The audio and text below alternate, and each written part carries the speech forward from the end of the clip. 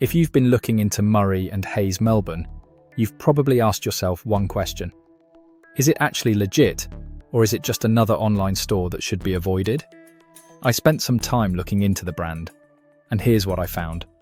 First, Murray and Hayes Melbourne presents itself as a fashion retailer offering stylish clothing with modern designs. The website has a clean look, and many of the products appear attractive at first glance.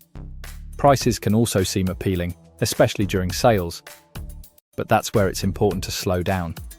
Before buying from any online store, I always recommend checking customer reviews outside of the company's own website.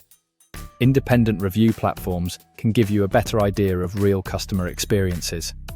Some shoppers report receiving products that match their expectations. Others mention issues like delayed shipping, slow customer support, or difficulties with returns.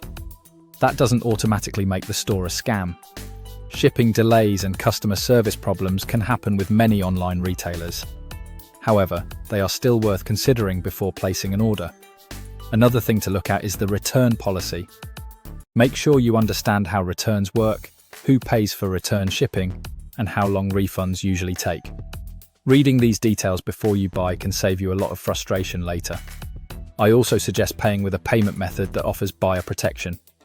Using a credit card or a trusted payment service can give you extra peace of mind if something doesn't go as planned. So, is Murray and Hayes Melbourne legit? Based on the information available, there isn't enough evidence to label it as an outright scam. However, there are enough mixed customer experiences that you should shop carefully.